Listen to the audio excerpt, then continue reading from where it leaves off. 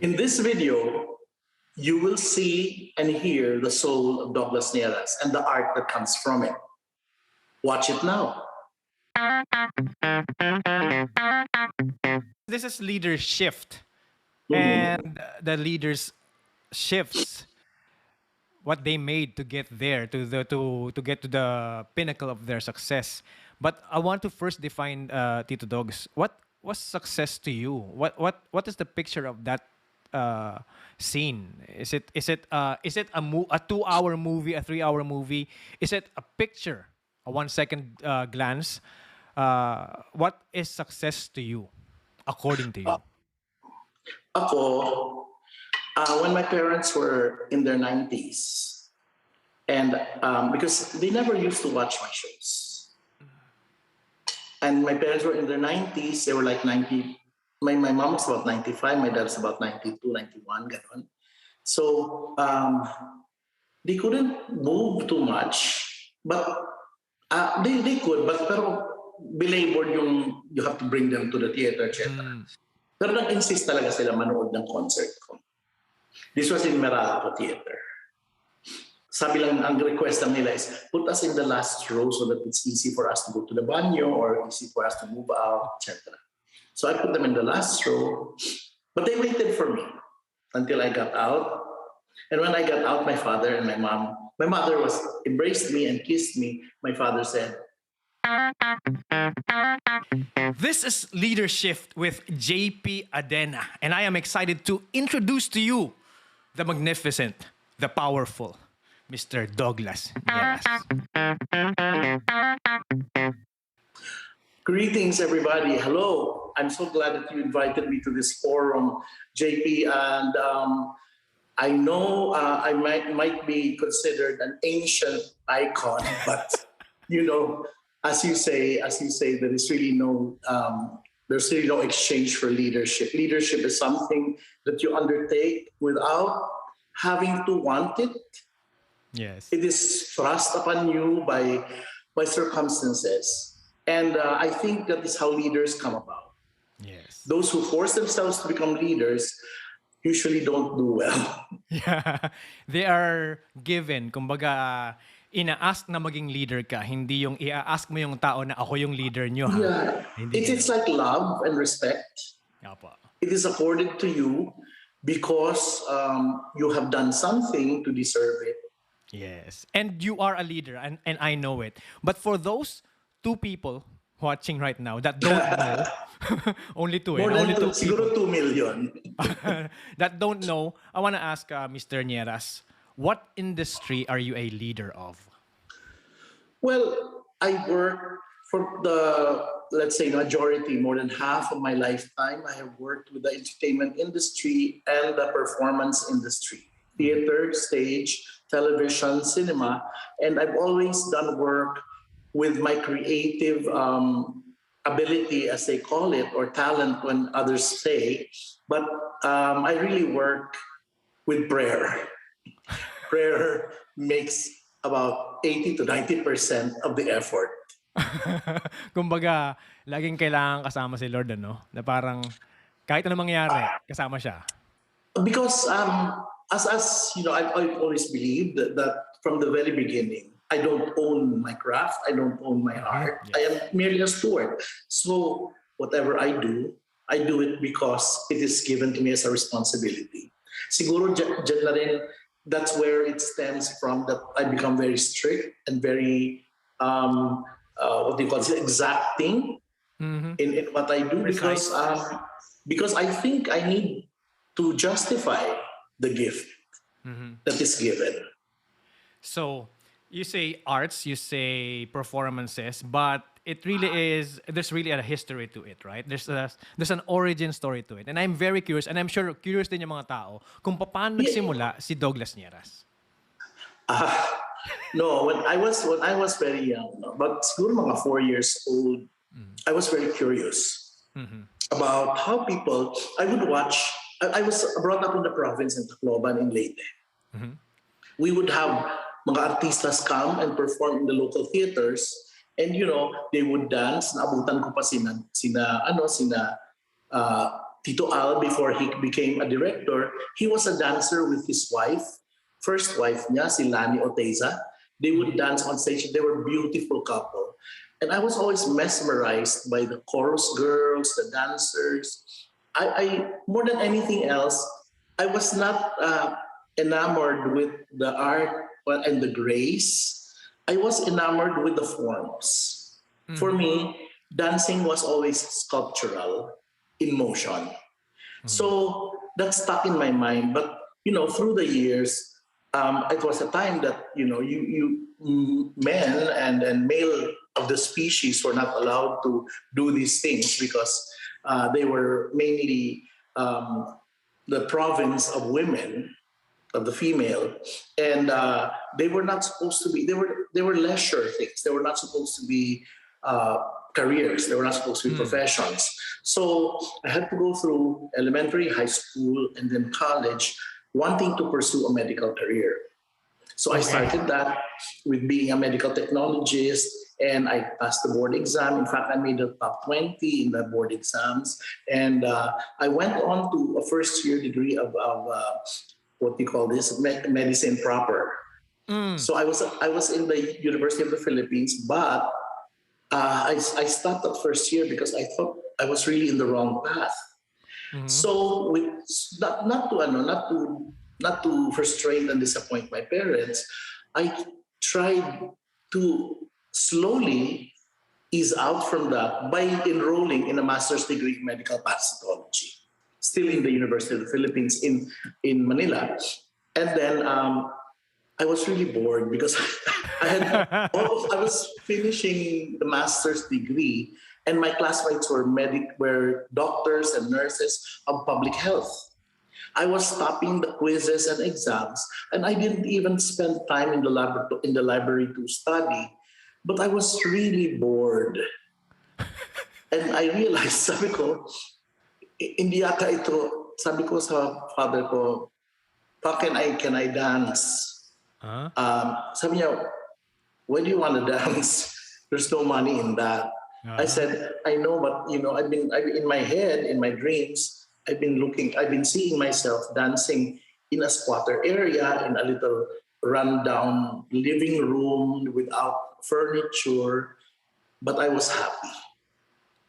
So siguro nakita ng dad ko, and my dad said, okay, yung proverbial, sige, susuportahan kita, go on, what you want to do. Just make it good for yourself and be decent. So ako naman, sige, I enrolled in CCP, the Cultural Center of the Philippines, and while I was there, I was spotted by two professors from the physical education department, and they offered me a scholarship again to go back to undergrad. So I said, because they were saying, you have a bachelor's in the medical field, and you have some units in master's degree. Sabi niya ganon, what are you doing with that? You should be in performing arts. So sabi ko, what do you suggest? Why don't you re-enroll in a theater course? Because that will be aligned with what you're doing. So I did, because at that time, wala pang dance course sa UP. Yeah, yes. So I enrolled in a theater course, speech communications and theater arts. At that time, we were actually the first, I think, and the last batch that was, hindi pa naghihiwala yung class speech na at saka yung theater.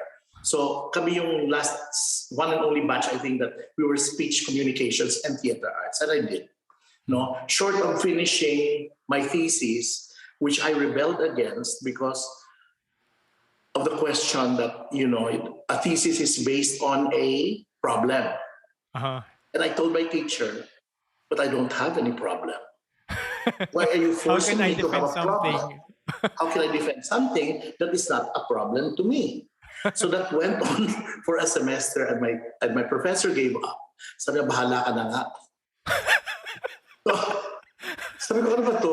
I mean, and by that time, I was already semi-professional in my career. I was already choreographing. I was already doing direction on stage in the CCP and little school some things. I never saw myself as a leader. I never worked myself. I never had ambition to become a teacher. I was just, I was just wanting to dance. I learned. I went to the States. I went to New York on Broadway. I went to in LA. I went to Hollywood. I was in all the dance schools, and I tried to get as much learning as I could put in for my own self. I just wanted to get better. So as I did that, they were, people would say, you're so good at that. Why don't you teach?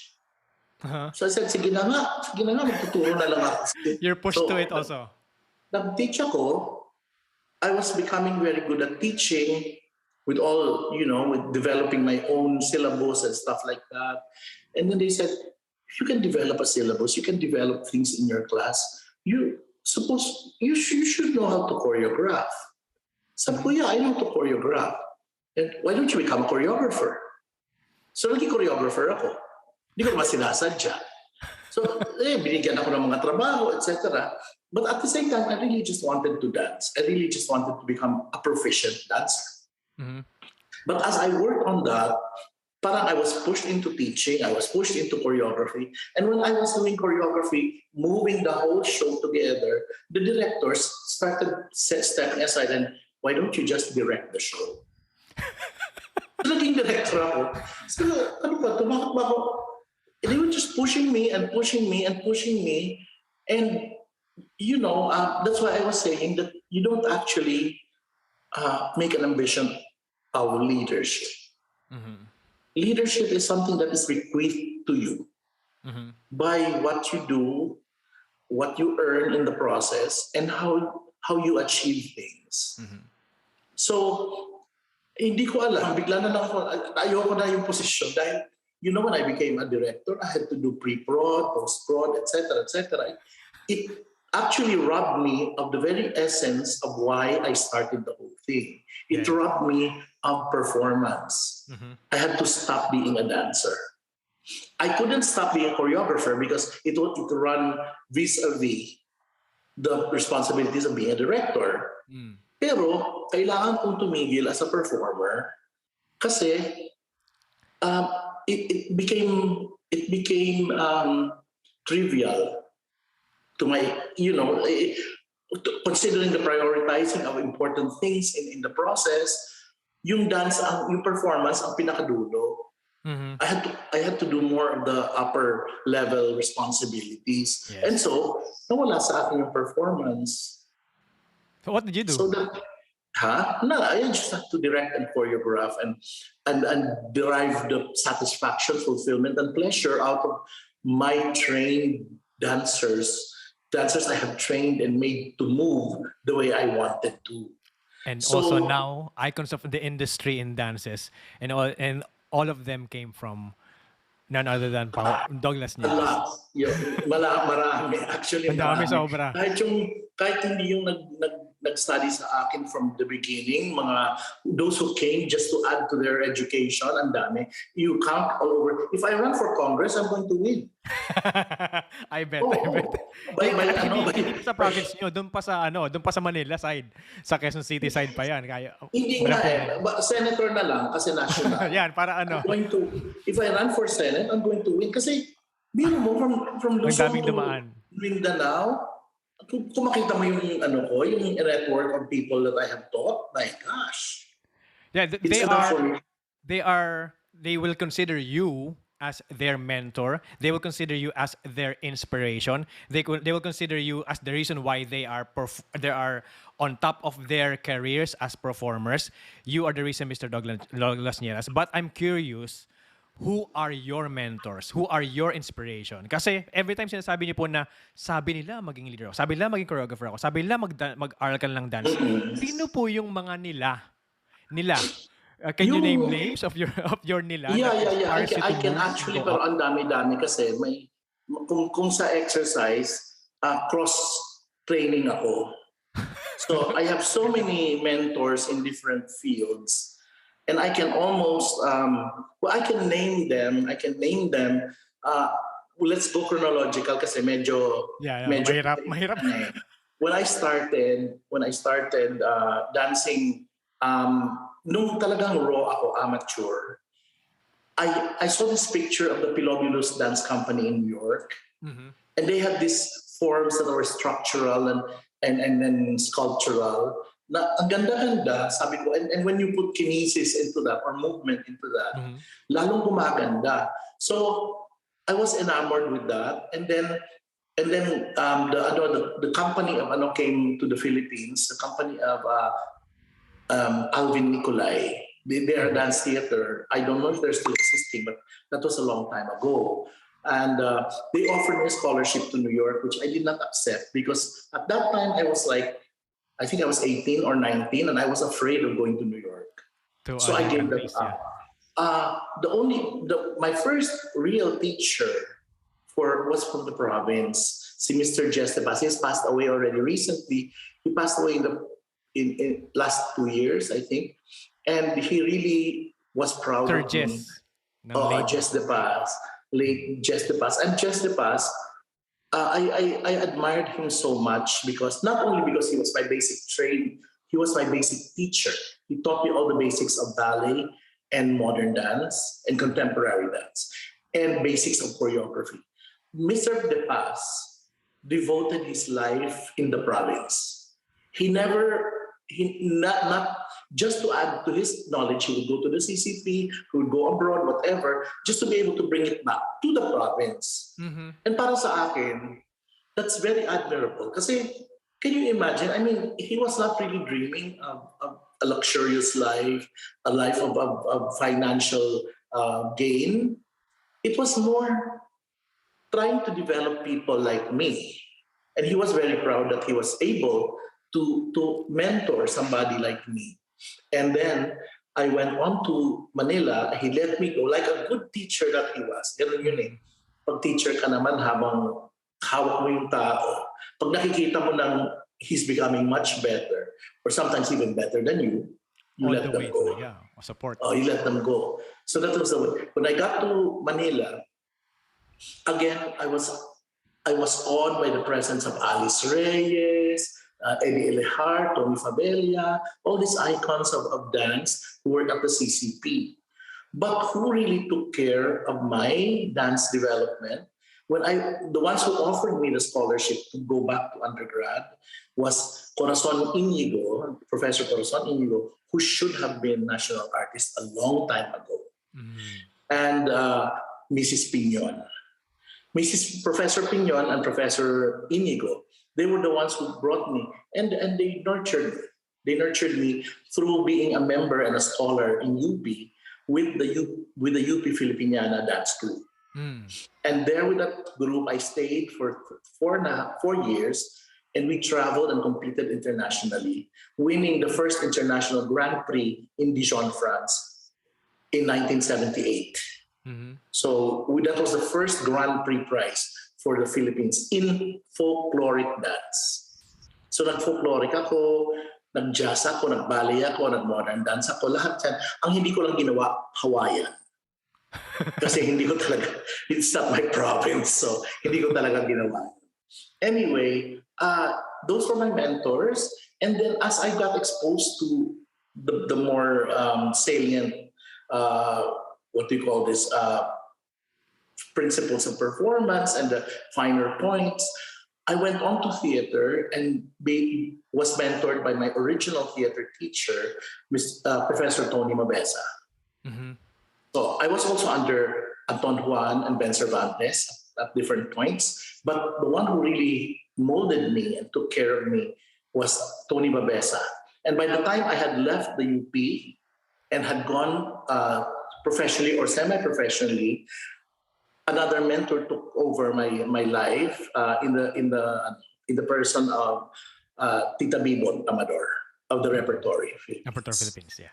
Yes. And people came across my life who gave me parang mga snippets and niblets of wisdom. Sila Professor Andrew Abraham and Amelia La Peña Bonifacio, etc., etc. These are personalities who came through and taught me things.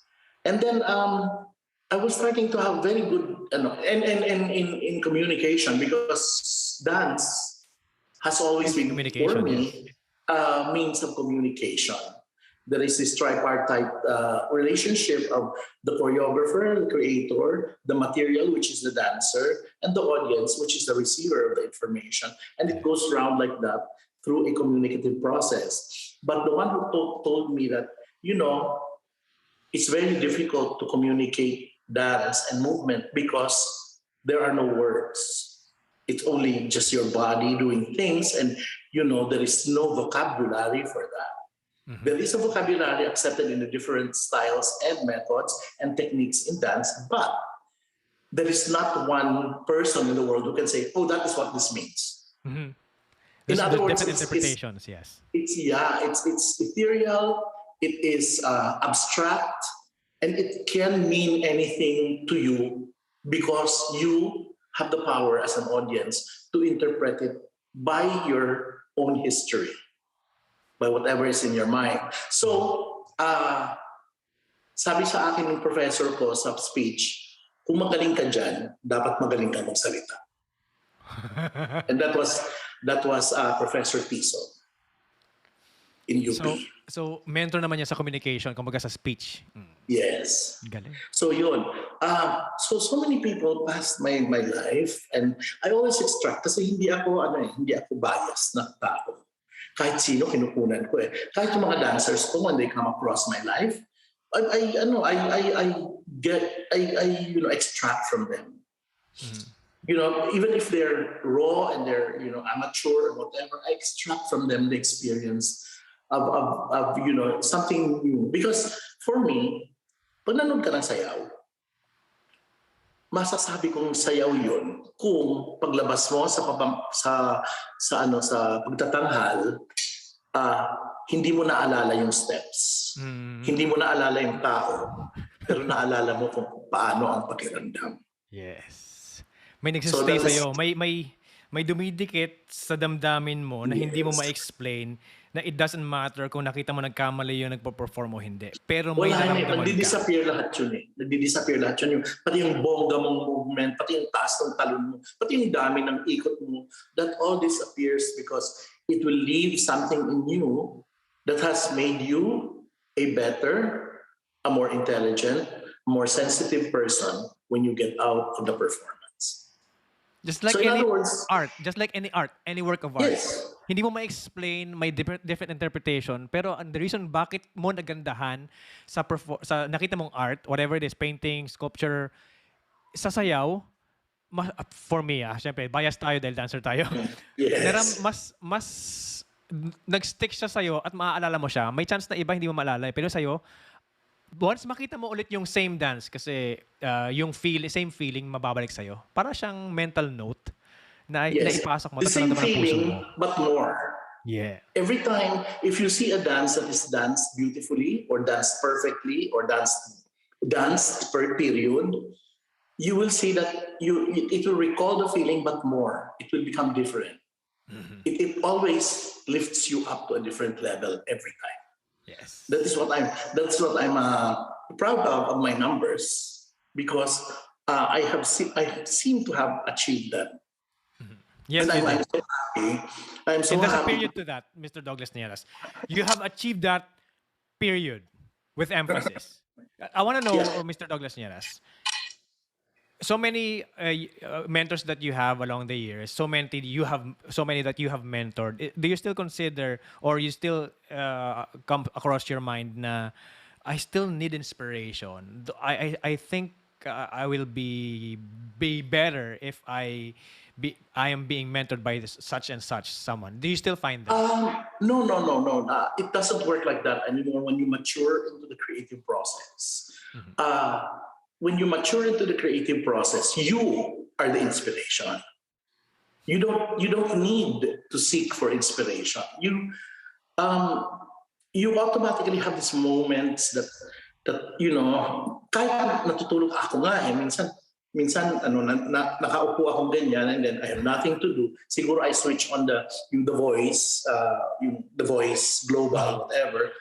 And then suddenly I hear somebody sing a beautiful song. It makes me cry, and it makes me see dance.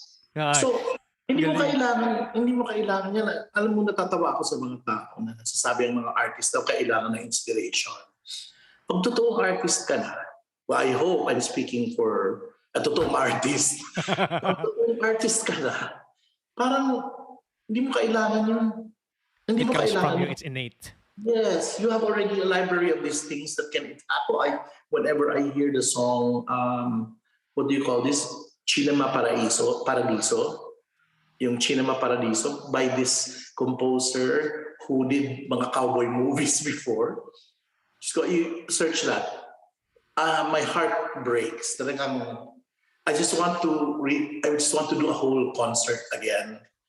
Pero sometimes I have to think of myself. Kasi medyo nakakapagod. Medyo I want to share already my responsibilities for this. Yes, I understand, of course. Oo. I also want to have time for myself. Yeah. When you mature, meron na po akong isa pang show na ang tawag niya is OFW Preneurs Podcast, and I talk about motivation. But Yes. the emphasis I have is the same as what you've told me right now, na you have to be self-motivated. Oo. Your whole life is your set up to your future Correct. you, for your future success. So it means just look back, lahat ng hardships mo, lahat ng masakit sa'yo, lahat ng napaluha sa'yo, let that be your motivation to go up, Correct. to be successful in what you have. Pero meron akong nakitang na maliit na detail na napansin sa sinabi ninyo sa umpisa ng usapan natin ay yung sabi ng parents nyo na wala namang pera dyan sa performance. Yes. Wala namang pera dyan. Kumukurot yan sa Sabi akin. nila walang pera dyan. But you know what? In the last 16 years of my parents' lives, last mga 18, parang ganon, or almost 20 years of their lives, because my mother died at 98 and my father died at 94 and a half.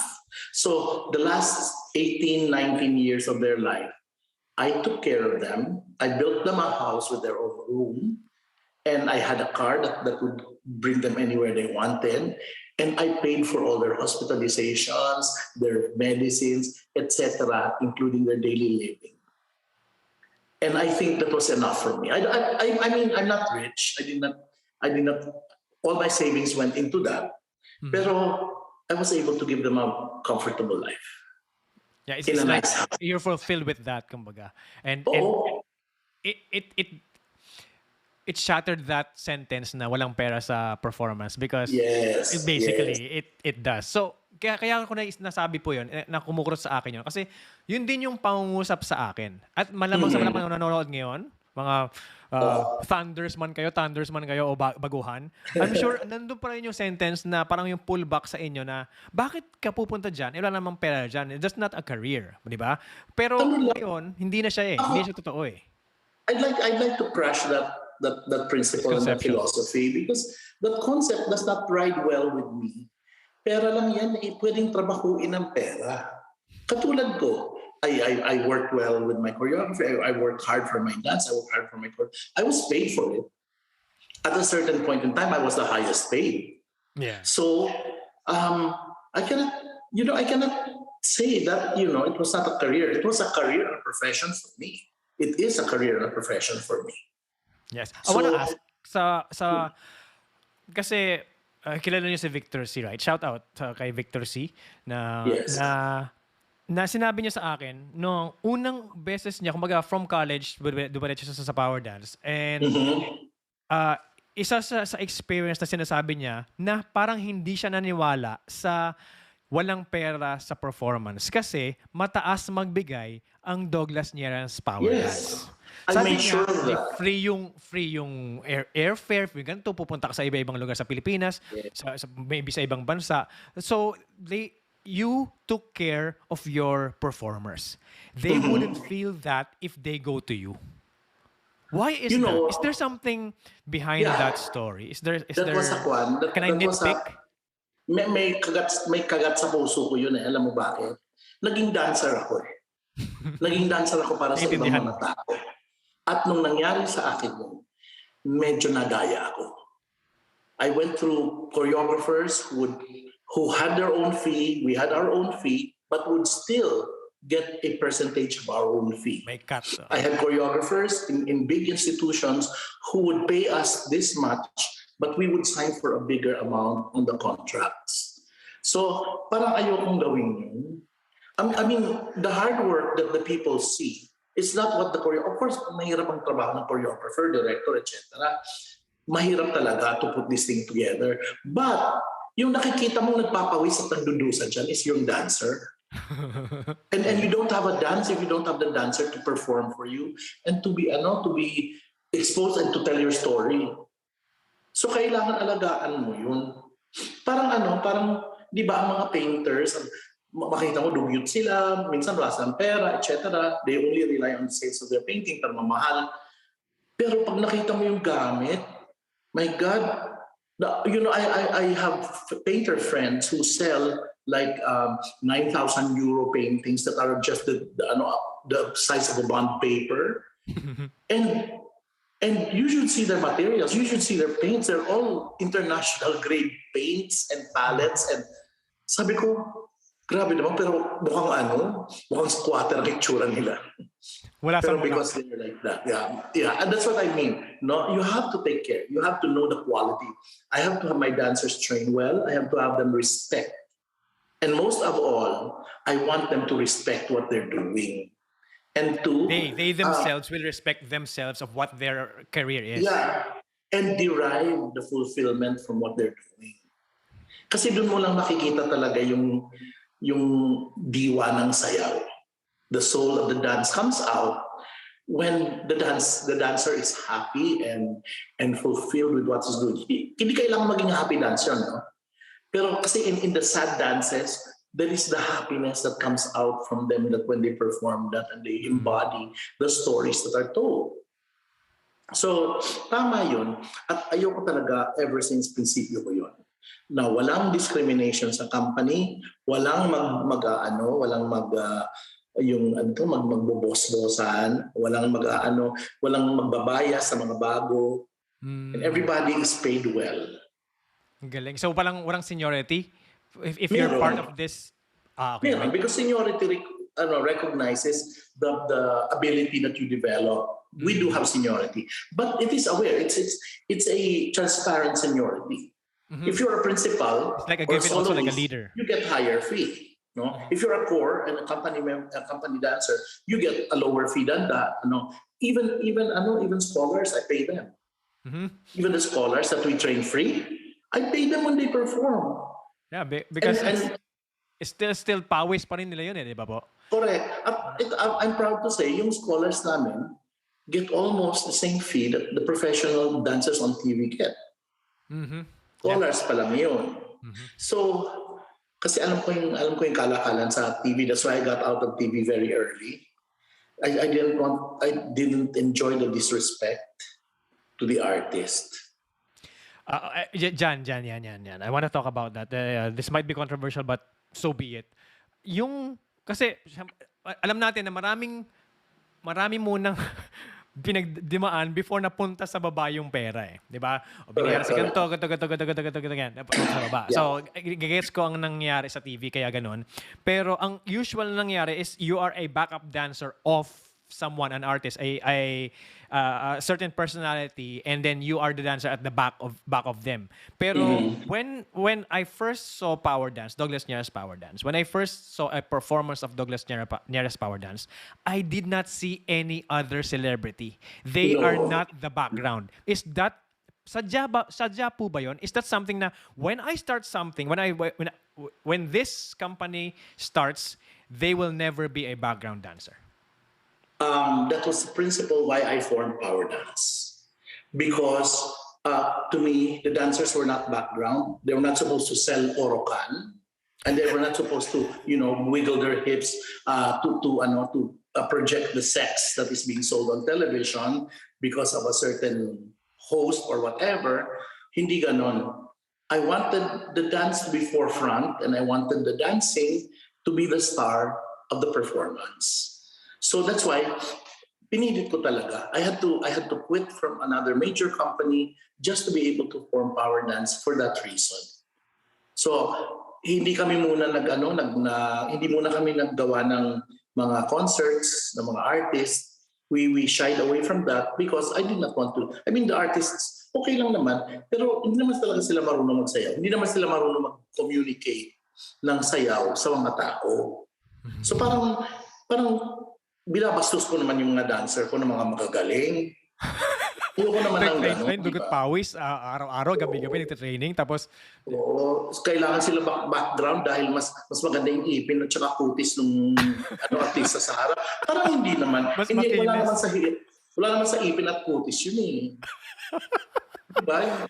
I mean, I want to take you back to that story, the part when you decided to get out of that scene. Pero I'm sure may struggle yun kasi mawawalan ng pera eh. Yung baga, parang stable siya in a way, but then you shied away from that.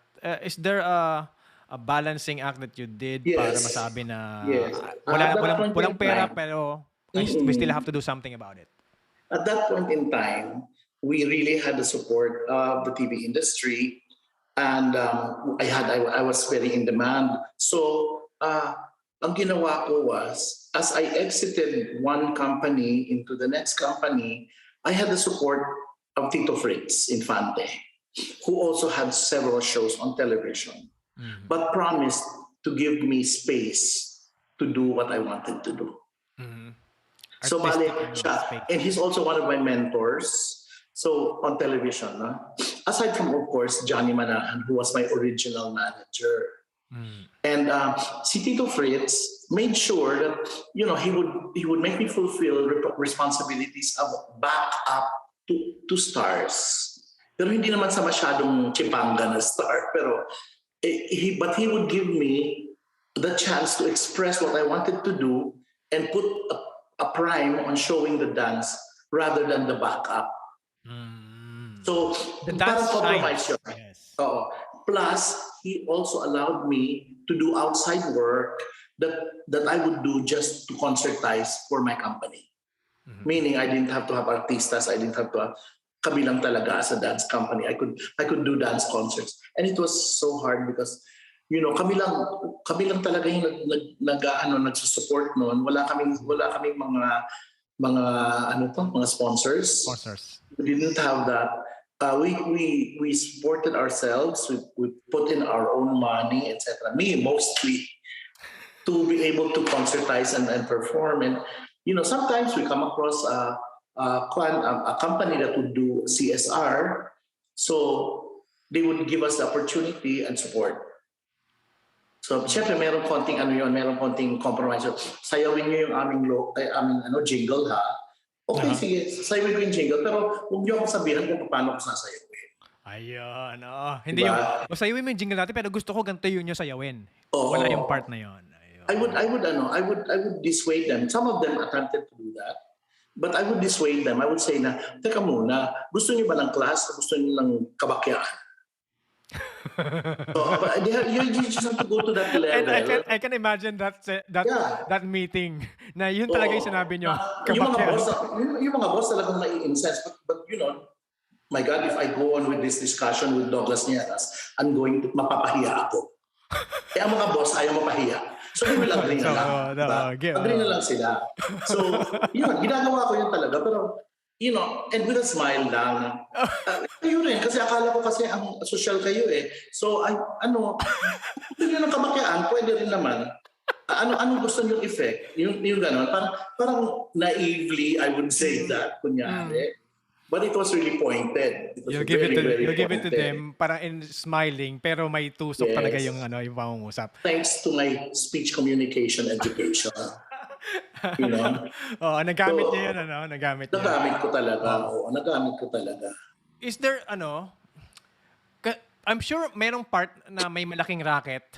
When I say racket, isang gig na hindi niyo nakuha dahil dyan sa matalas niyong dila. Marami. But is there any regret there? Or sayang pala, dapat ginawa ko to? No. My only worry was mawawalan ng income yung aking dancers. Kasi ako wala naman akong pakialam. Wala na ako ng income. Okay lang, kunin ko yan from somewhere else. Pero ang regret ko was my dancers would lose the income. So I would be very careful about things like that. One of the biggest things I lost, di ko na lang mention, was because of intriga. Inintriga ako talaga because I was getting close to the producer and nag-aano siya, nag-aano ng personal things sa akin, and everybody around who were friends to the producer were getting jealous. So inintriga ako talaga. So they banked on the na masyado akong stricto, and they came to the point of saying na nangaano daw ako I physically hurt people. Na actually ginanong-ganon ko lang naman yung dancer. Tapos nagmumura daw ako. Parang teka muna, magmumura ka talaga in front of everybody, the whole world. And then yung what do you call this, yung urban legend na nagmumura daw ako on TV. Sabi ko, teka muna, di ba dapat sinisensor yung mura sa TV? Ano ba yun? Oo. Sabi ko, role ng MTRCB yun. may MTRCB. Hindi pa ako na MTRCB. Not once in my whole entire life. So, sabi ko, sige na lang, whatever, news is still news, whatever it is. It makes me more popular or whatever. Pero, bad publicity is still publicity. When I became mentor to Starstruck, parang yun yung talagang, my gosh, everybody from Apari to Holo, up to now, which is like 14 years ago, they still recognize me. And even if I've changed, I became bigger, I became old, kilala pa rin nila ako. Sabi ko, amazing naman to. Ano bang ginawa? Grabe ang television, no? Na-immortalize yung Douglas Nierras power dance as a strict teacher choreographer. Yes. So I want to dive into that, Tito Dogs. When you say you had mentors that shaped you to be strict, yes. Is there any instance or any story behind that being strict to your students for their benefit? Because I know that. Marami akong kaibigang dancers na galing from you na even if the outside world, mga intriga na yan, na sinasabi na stricto dapat, bakit naman ganyan, nananakit, nagumura, ganyan, they all speak highly of you. All those people who don't speak highly of you are the ones that did not come from you. Correct. So the people who are coming from you, they respect you to the highest level, and they always say they're always grateful. And said, "I am glad I came from Mr. Douglas Nierras of Power Dance."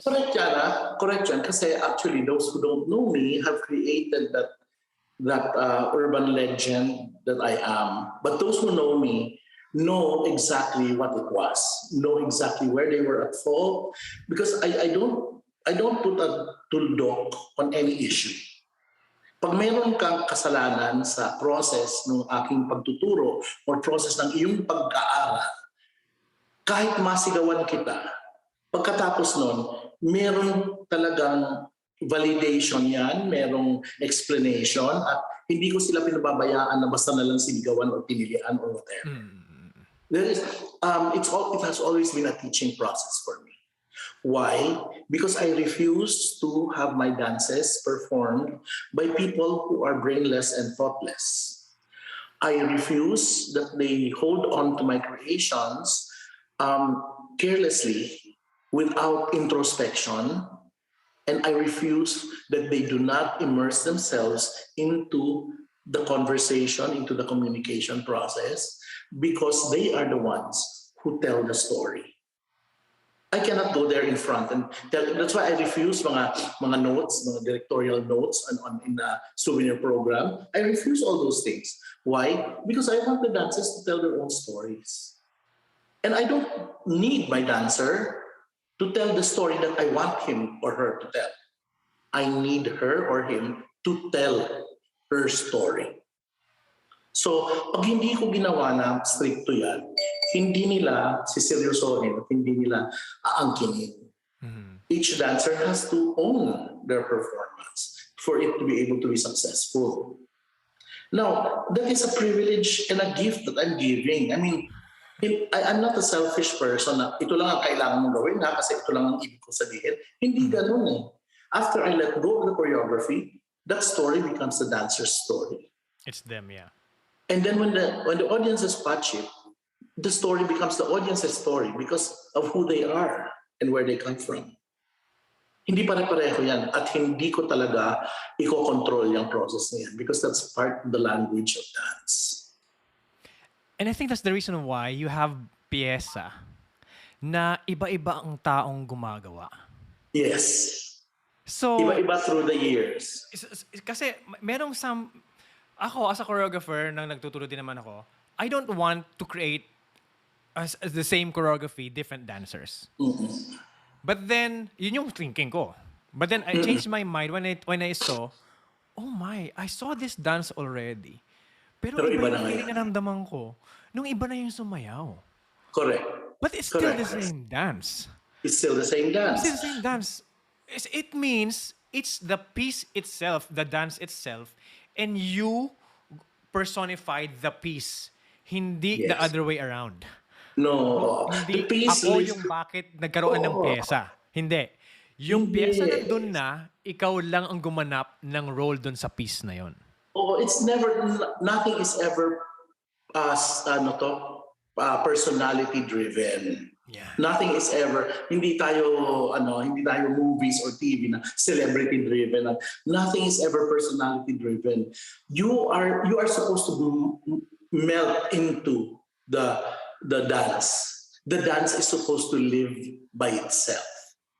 Once I created a dance, it will make me happier because as it goes on to different hands and different bodies, nagkakaroon siya ng dimensions sometimes na ako mismo hindi ko nakita in the beginning. But it just developed. It just developed. It just put layer upon layer upon layer of stories, of things to say, of emotions. One time I made a dance na about crabs, yung malimasag. And then when I performed it, umiyak ang mga tao. Kasi it's about a crab who comes together with other crabs. At iniiwan siya eventually ng iba. Nag-iisa na lang siya. Yung mga tao umiiyak kasi it's about loneliness. It's about... In fact, one time I was requested by the audience not to perform that on the tour because it was too painful. So sabi ko, hindi ko naman sinasadya yun, pero totoo nga, that is, even crabs have feelings. Tumawa na lang ako.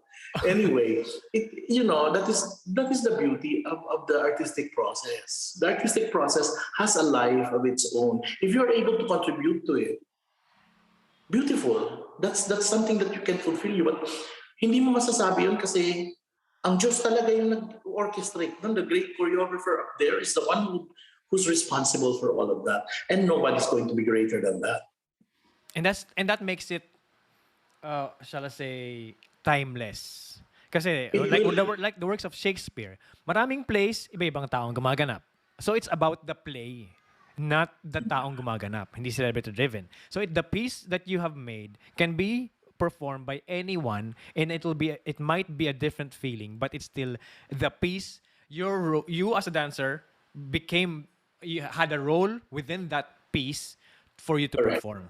It's all about the piece, and it makes it timeless.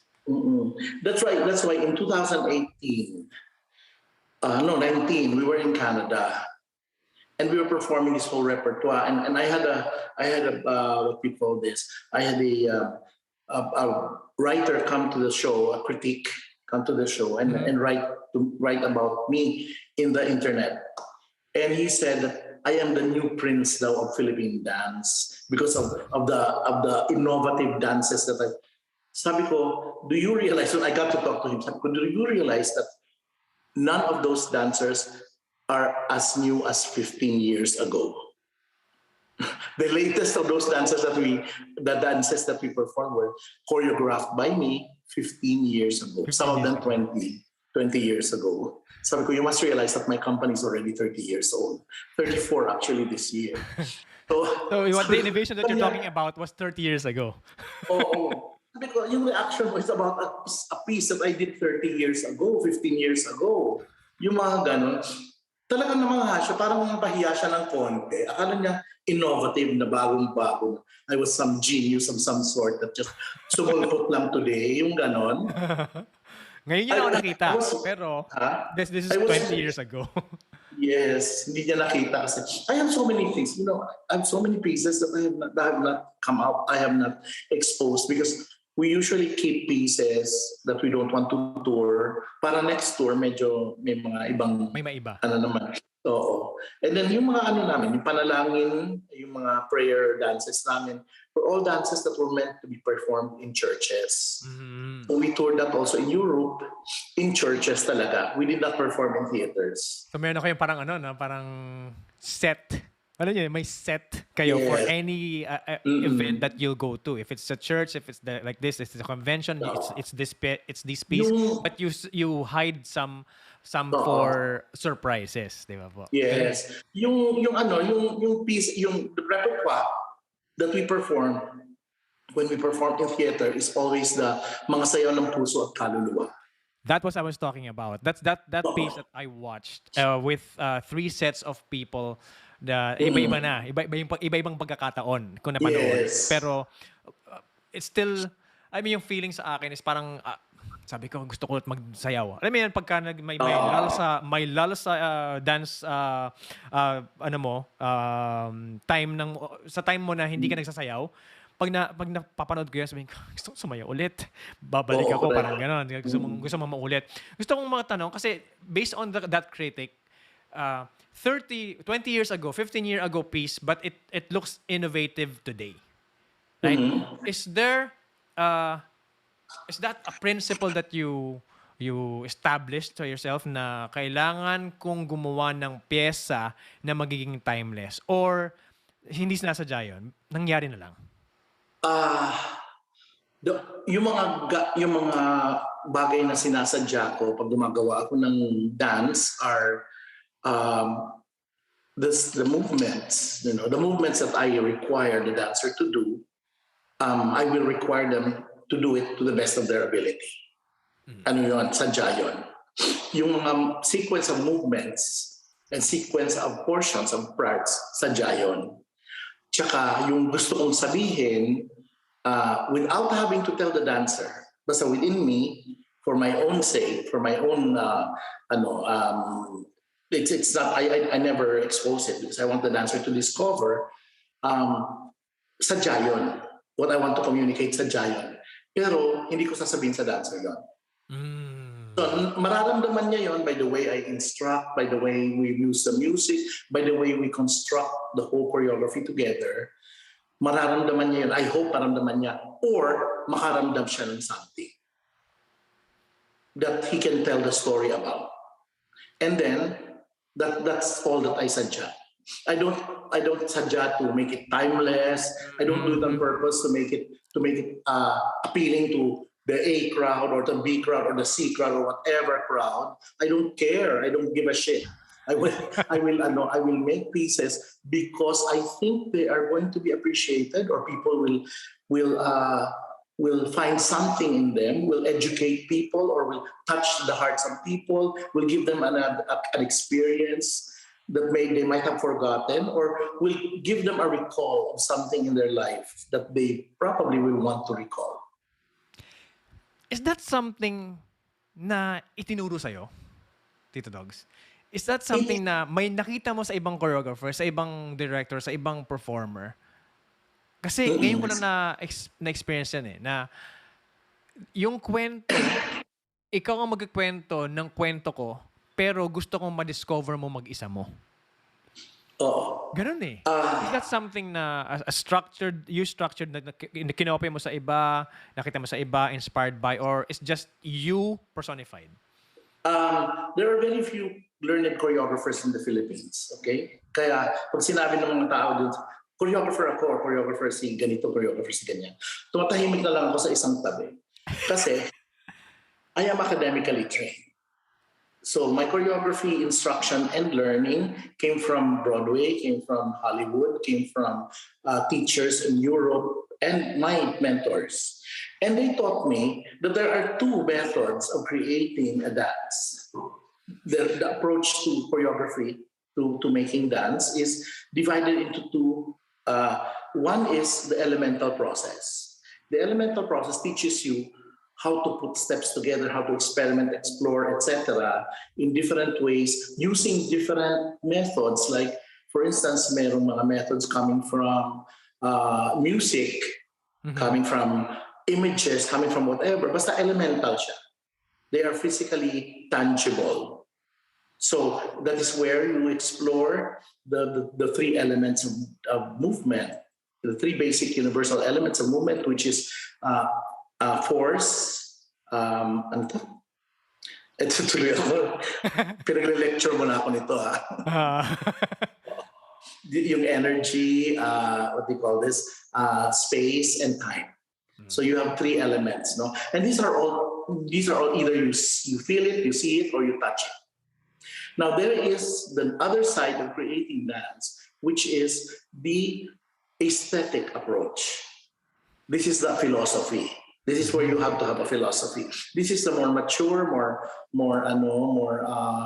what you call this, more experienced, more learned way of making choreography. You have to start with a need. Why do you need to do this? You have a seed, you have a picture, you have a progression, and you have a resolution. So medyo philosophical yan. So It's problem medyo solving mahirap, in a way, no? Parang kung political science ang pag-aaralin mo, parang kailangan si Doktora Professor Clarita Carlos ang kausap mo dyan. Okay? So, did that I will not discuss with basic people.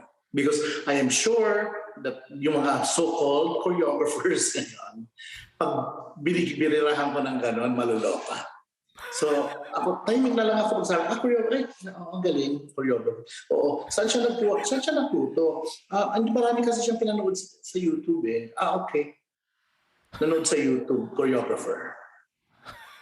All the successful choreographers of television, salamat sa YouTube. Salamat sa YouTube. Natutunan sa ibang tao na kopya, nagaya, at nakuha yung style and then made their own style. But that's the lowest of the low. If you want to be a real choreographer, you have to start from there. You can start from there, but you have to build it up. You have to aralin. Ayan. I will have to reorient that to, if you start from there sa pangongopya, if you want to be a choreographer, you must forget that you started from there. Until you make your own voice, until you have your own conversation, until you have your own statements, I feel that you're only a formator, what you call this, somebody who puts together. Yeah. Somebody who puts things together. Put things together, yeah. Oh. It's that, kaya ako natatanong to kasi this is, we're talking about decades of education when it comes to dance coming from you. Kasi matagal na kayo sa industriya. Is there a certain philosophy, principle that changed you as decades come by? Kumbaga, Yes. 80s ganito ko, 70s ganito ko. Alam mo yun, pag diba mayroon sinasabi na parang yung progression, history of dance, of hip-hop, history of ganito, history of ganyan. Is there something also that you can say that changes by the decade? Oh, I learned the basics of choreography in the 70s. I learned the basics, puro elemental, I would have to see something that would inspire me. I would have to, mga ganon. Yung parang yung sinasabi mo na mag-start ka doon, mangopya ka, etc. Or pattern your inspiration from something. In the 70s, early on. Pero that was very short-lived. Because pagpasok ng 80s, I got educated by mentors. Mm-hmm. Mentors who knew that, who never told me to stop copying. But I would see the reaction pag medyo familiar yung ginawa ko. Or parang nakita ko na yan. O mas original yung ginawa ko. They would have different reactions to it. And then I was interviewed because it was serious for me to recognize one time that, my father actually was saying na, talent is a gift from God. So don't supersede it. Do not overthink and do not pretend that it is you who is talented. Okay? So if it is a gift that is given to you, say thank you and be grateful. If it's given to you continuously, then be more grateful. Ganon. So, but never forget to acknowledge. So to me, making dance became a prayer of thanksgiving.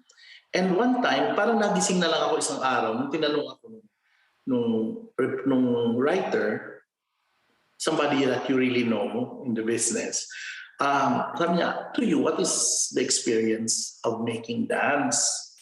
I said, I think it's the nearest thing for me to touch the face of God.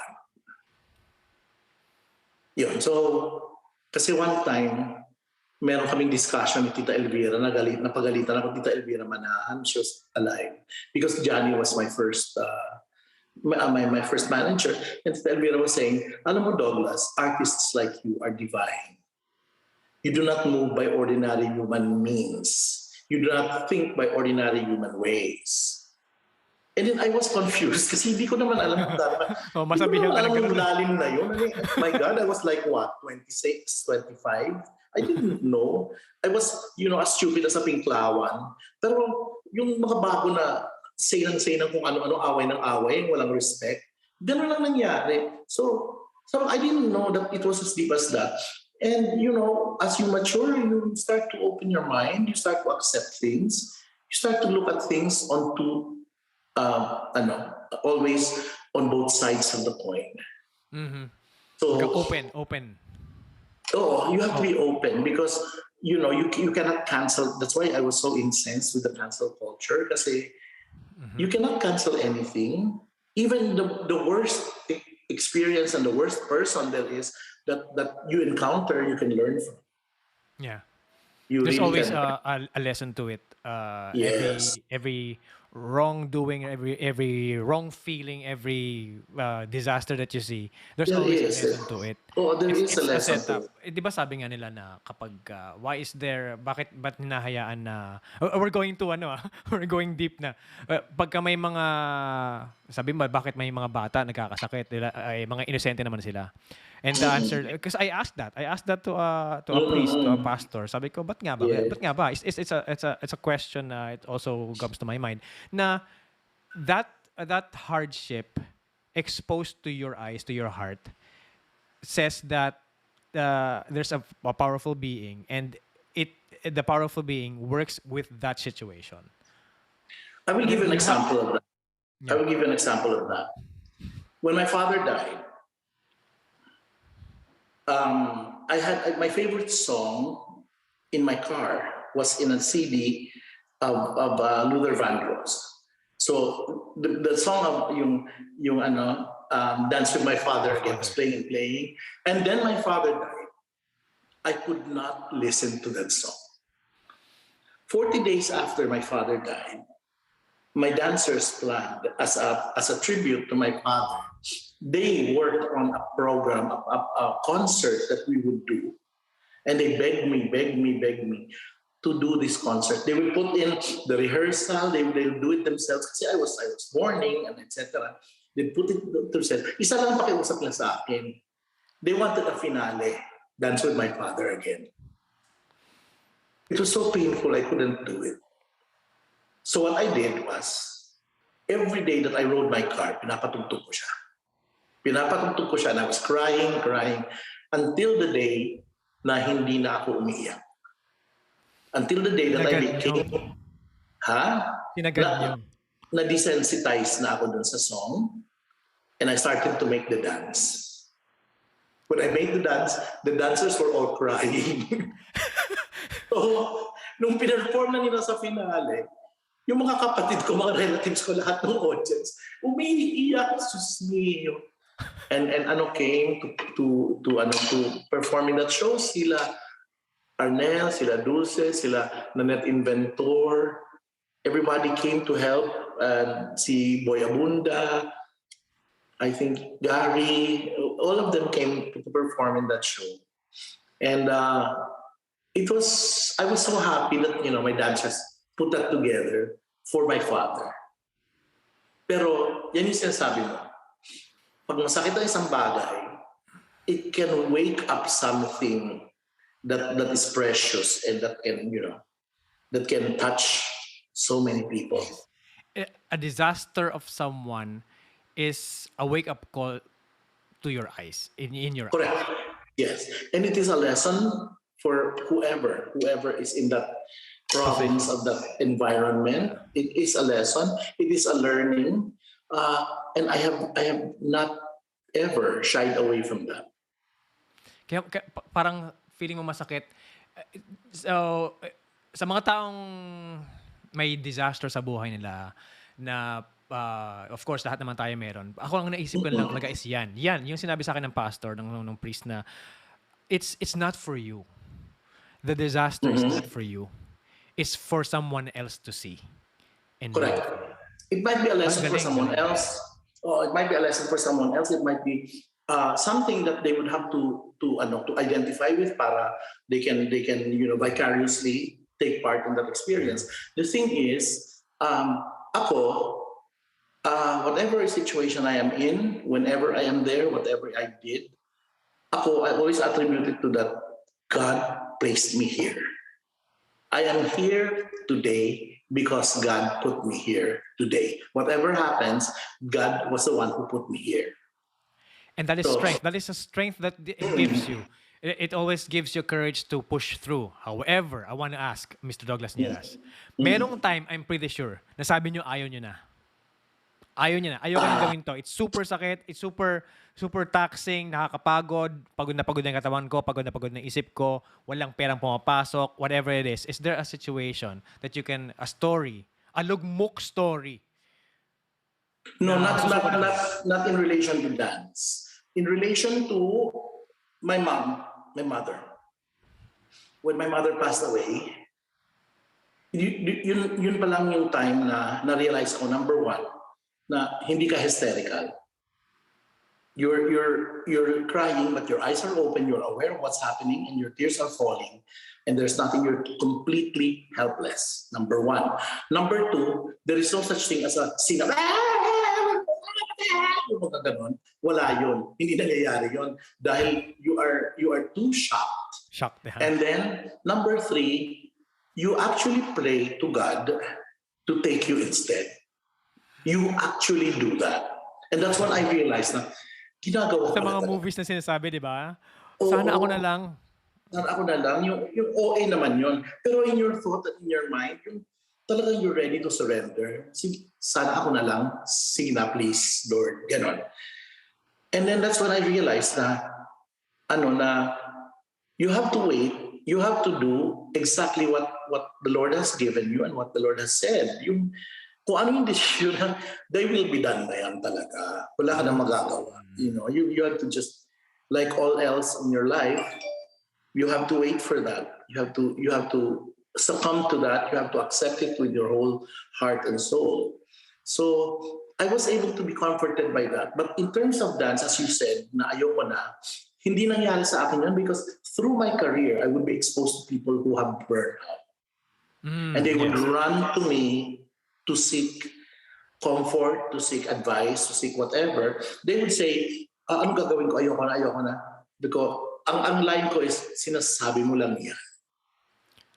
Sinasabi mo lang yan. Tapos meron pa akong line na, ang tunay na sosyal, hindi napapagod. Meron akong line na gano'n. So in different levels of who I talk to, meron ako talaga mga line na ganyan. O tigilan mo, matulog ka muna, bukas mag-usap tayo. Mag-iba na yung feeling mo bukas. So that's your defense maybe, defense to burnout kasi I think so. Because like in the advent of content creation, Tito Dogs, lahat ngayon ay content creator na. Lahat na-expose, lahat na nasa YouTube, lahat na sa Facebook. Kahit walang karapatan mag-content create, nagko-content creator sila. Hindi ko na matake talaga. That was one of the offshoots of the pandemic. Yeah. It's really horrible. Everybody's everybody. Yeah, it's title. both positive and negative.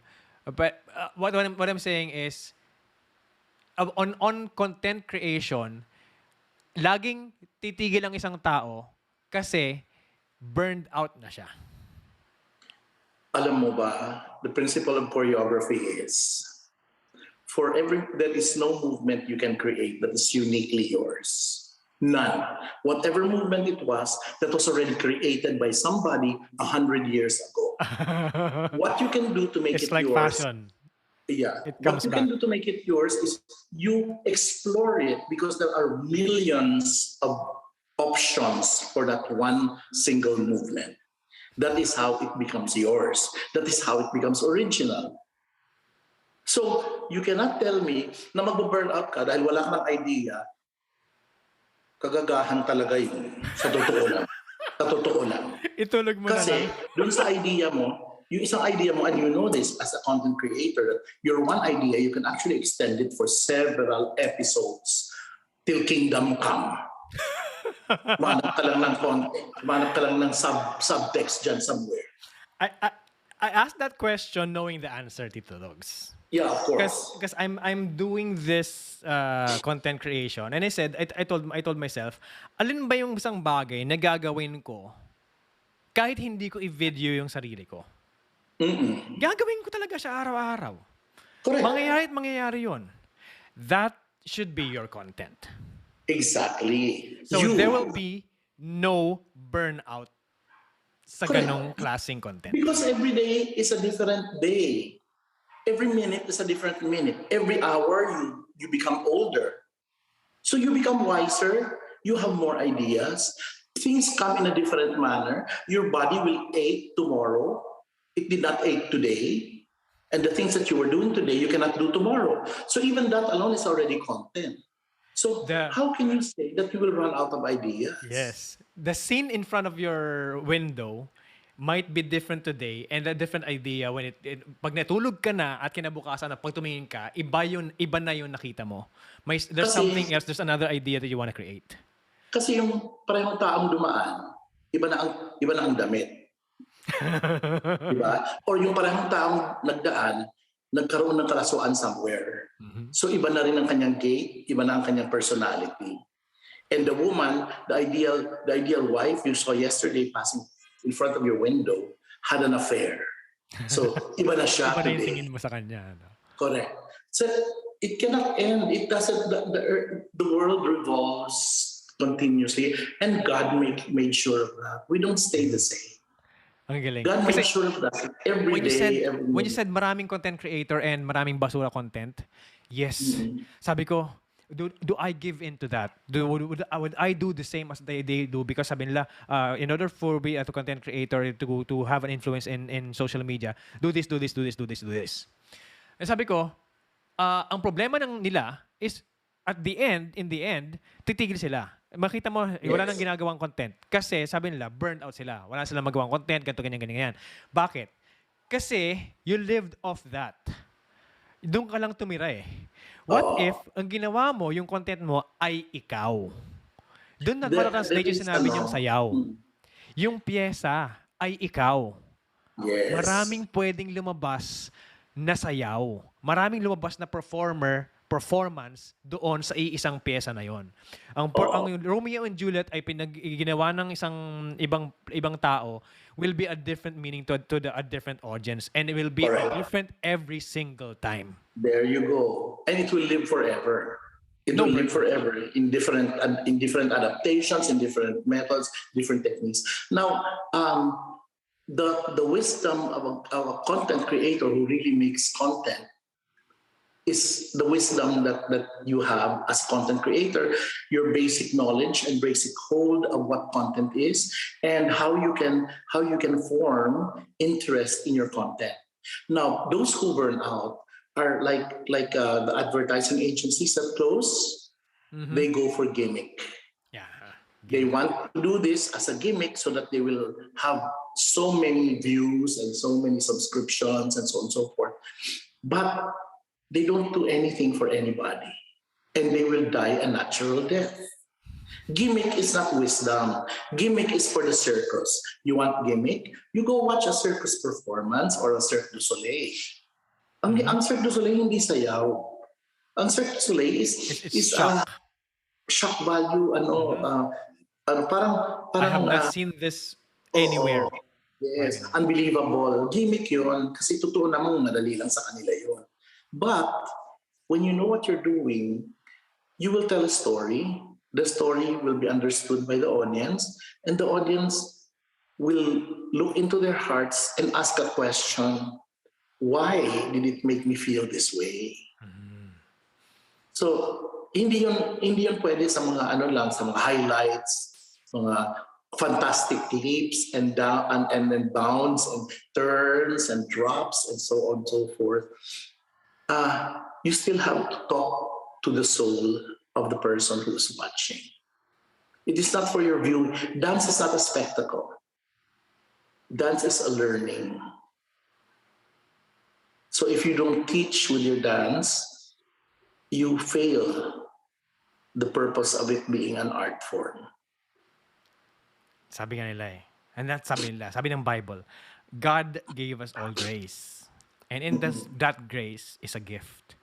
And that gift is not for you, but for the world. That, So you that have is to a must. expose it. Yes, you have to share that. You have to expose You it have and to share share it. that because it glorifies the Creator. Oo. That is what you have. That's why I'm strict.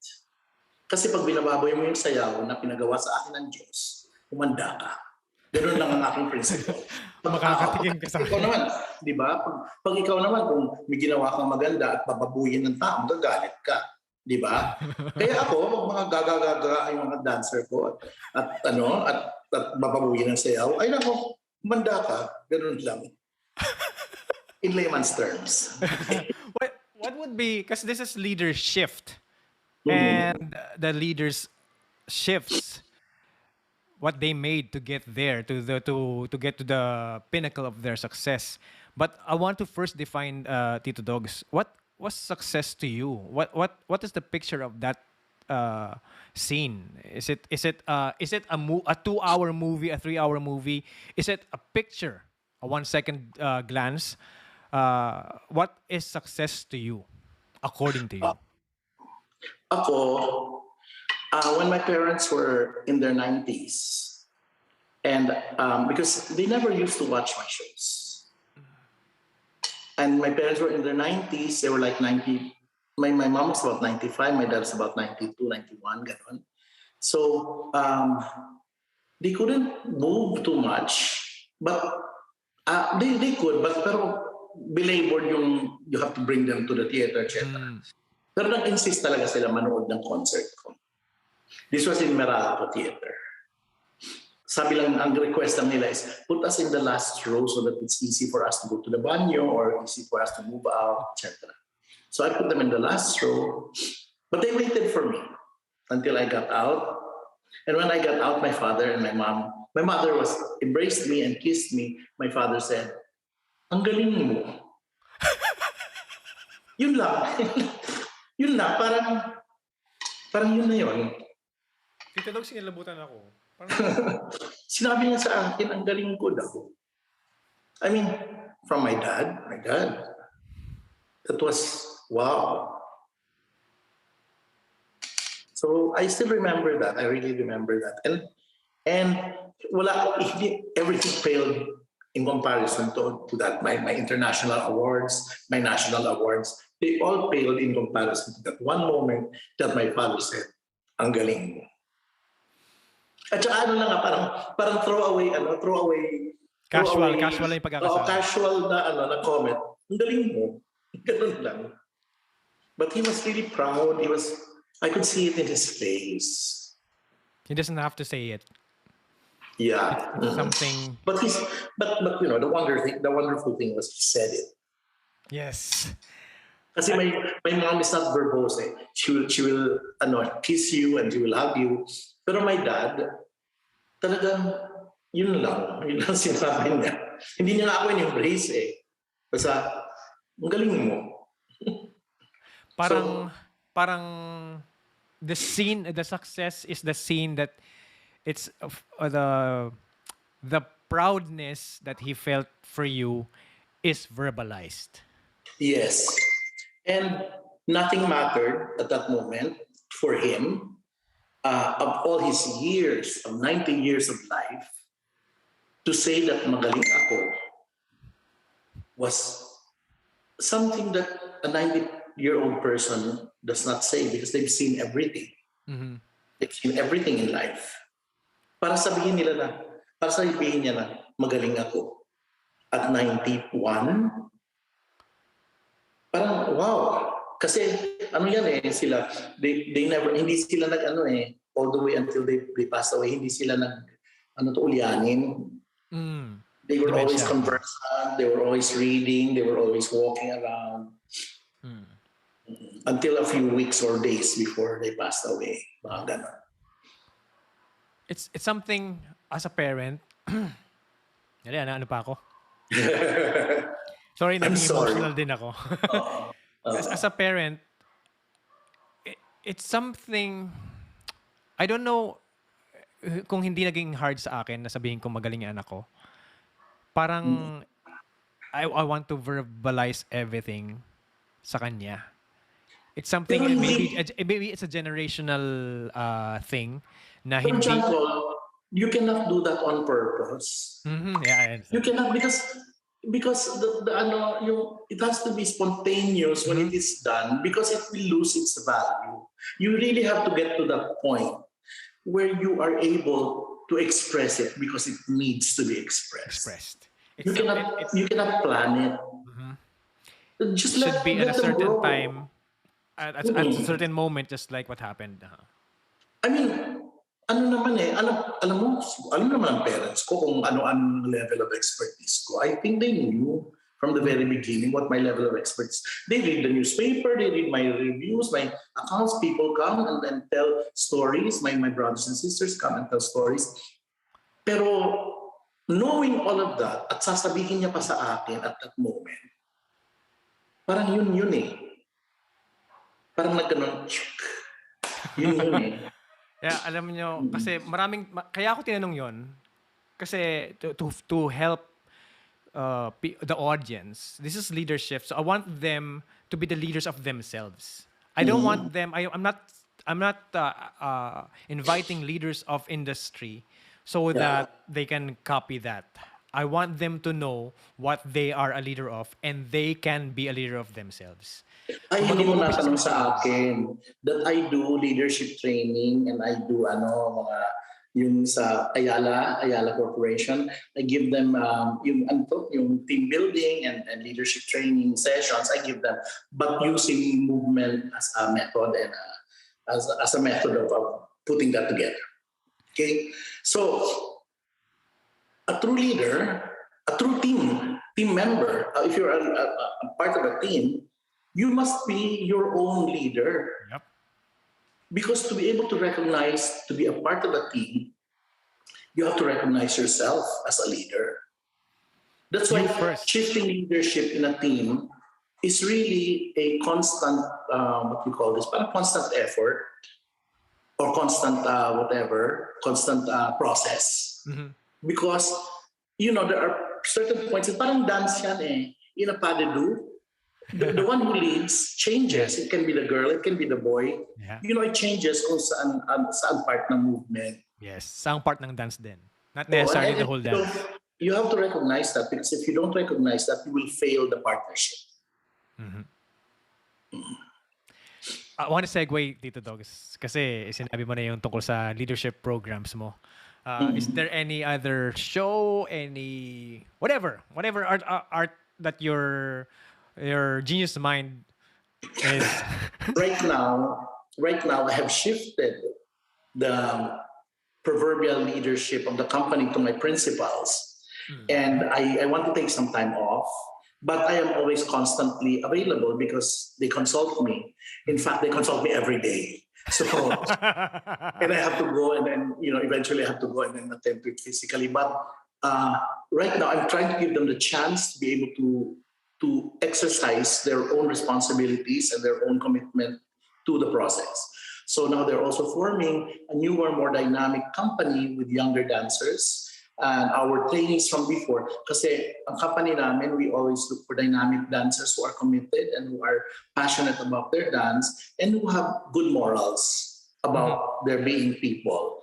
And we reach out to the poorer, the urban poor, because we're giving it for free. We're giving the scholarships for free. So we're reaching out to the urban poor, and we try to train as early as possible, like mga 11, 12, ganun, para na-form din ang kanilang respect, ang kanilang consideration, yung ganun. Anyway, so I'm forever there being consulted for that. And I have people naman who are always on top of that. And of course, they have the legacy of my choreographies. They still do that. And I have all of that is in video and they can always recall. And I still have lined up mga tours and lecture series and lecture demos. Mm-hmm. But the one I did about a month ago was a movie. It's called Ang Tokador ni Tatang. Ang Tokador ni Tatang talks about an old man who is haunted by voices, murmurings, and distorted music in his mind. So he is haunted by all this to the point na parang may ghost or may other supernatural being that is hounding him in his old house that he wants to sell kasi naubusan na siya ng pera. I will not tell beyond that because it's a short film and the intention of the film is to be shown and to be competed in the different, what they call this, international film festivals, Cannes, Tel Aviv, Busan, mga ganon, Venice. Yun. It will be exhibited and competed there once the whole process is finished. I'll put the link below then para makita nila. Once makita ko, makuha kay Tito Dogs. Oo. Ano siya, pag binigyan ako ng permiso, ipapasa ko sa inyo yung poster. Yeah. Kasi one character movie siya eh. Yeah. I'm excited. Oh. So is there anywhere else where we can find you? Is mga we have our Facebook page. Okay, Facebook. Douglas Nierras Power Dance. Mm-hmm. Yeah, and everything is there. Everything is there. Even the audition, announcement is there. We will be auditioning you younger dancers by May 28th. Mm-hmm. Mm-hmm. Okay, that's super awesome. Excited ako malaman ng mga taong nanonood dito. Kasi maraming ngayong walang ginagawa yung mga anak nila. Might as well be trained with the prestigious. Well, I hope they can come, and we will be opening classes by the beginning of June. We will be opening face-to-face. When the Department of Education approves the face-to-face classes, we will be opening our studio classes as well. So where's that studio, Tito Dogs? Sa Pilipinas? It's in Pasig. It's called Baleare. It's called Baleare. It's in Pasig, and it's there in our page. Yes. The address is there. They can always find it. And the numbers to be called are there also. But more than anything else, right now, if these young people are interested to be trained to become professional dancers, then there is the audition going on. Oh, awesome. It will also be announced in Facebook, right? Yeah, it's in our page, and the poster is there, and you have to register online. We will not accept walk-ins. Okay. Remember, you have to register online. Okay, everything's online now. Yeah. Tito Dogs, before we end this conversation, I want everybody to learn from a leader na hindi naman nagpaka-leader at binigay sa kanya yun. In-appoint siya ni Lord para doon. Is there any advice, story, good or bad, that you can share to the audience before you go? The only thing I can share with the audience is in whatever endeavor they are concerned with, in whatever line of work, whatever, it can be anything. You can be a domestic helper, you can be a shopkeeper, you can be a bus driver, whatever it is, no? Kung ano yung endeavor mo sa buhay, wala namang halaga yun kung ano yun eh. Ang mahalaga, paano mo siya ginagawa. Ako, nagpakabuti lang ako sa pag-aaral ng sayaw. Wala akong ibang ginawa. Nagpakabuti lang ako doon kasi gusto kong sumayaw. Yun lang. Ngayon, yung pagkagusto kong yun, nagbunga ng pagiging guro, nagbunga ng pagiging choreographer, taga gawa ng sayaw, at nagbunga ng pagiging director. And then suddenly everybody was looking up to me. And it made me uncomfortable after a while because, I'm a very introverted person. Actually, kahit ganito ako, I'm very introverted. I don't do parties. I don't do parties very well. I don't do cocktails very well. And I hate, and not that I hate, but I don't like group encounters. Mhm. But I will lecture if you want me to lecture. I can talk if you want me to talk. Hindi ko lang siya na-enjoy masyado. Pero kasi responsibilidad, I have to learn how to do it.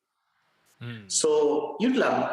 Pag-igihan mo lang ang gagawin mo, I'm sure later on the domestic helper will become probably a butler or something like that. Or, Just as long as you do it well. yeah, kung ganun ka kagaling, hindi ka naman talaga titigil dun.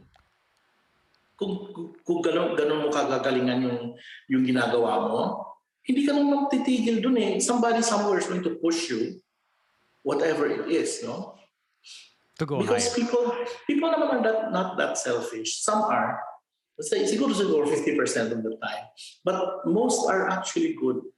I have not lost my faith in humanity. I have not. Enough said. It's people are inherently good lalo na if you look at that way. I look at the world that way. If your lens is geared to that positioning, then more often than not, we will learn that people are always good. Yes, because art is not the province of the mind and the body. It's the province of the soul. And the soul was created in perfect beauty, in the exact image of God. And that was that was the only perfect thing in our humanhood. The body is the one that destroys us. The body is the one that has urges and intentions, but the soul is perfect. The soul has always been perfect because it is in the exact image and likeness of God. If we give it a chance, the purity will help us become better if we recognize that. So there's no way that your art can fail. There's no way. Everybody has it. Yes. And you just have Everybody to has share a it with soul. them. Wala naman siguro walang soul na tao. Siguro everybody has a soul. Yes. That's half of who we are. Enough said. I cannot add anything good or better to that sentence, Tito Dogs. Sabi sa'yo, pwedeng content ito ng forever. This has been JP Adena of LeaderSHIFT with Douglas Nierras of Power Dance. See you soon. Bye-bye.